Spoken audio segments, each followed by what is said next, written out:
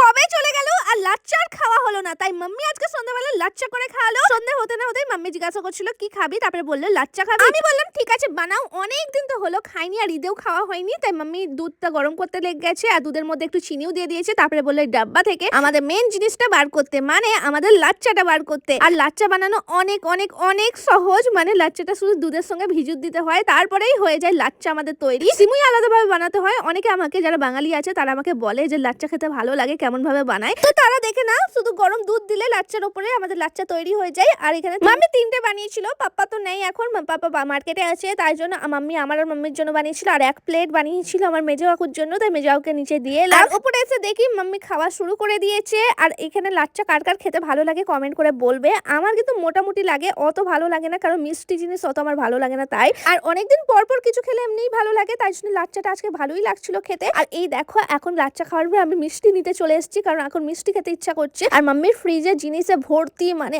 এত জিনিস কোনো কিছু রাখার জায়গায় থাকে না। আর এখানে মিষ্টিগুলো ছিল অনেক রকমের, কিন্তু আমি এই মিষ্টিটা খাবো, কারণ এই মিষ্টিটা আমার খেতে ভালো লাগে। কারণ এই মিষ্টিটা না অতটা মিষ্টি থাকে না, দুধের মতো লাগে। আর এটাও খেতে খেতে বরকে এখন ফোন করেছি, বর কালকে আসবে বলছে, তো এখন মিষ্টি খেয়ে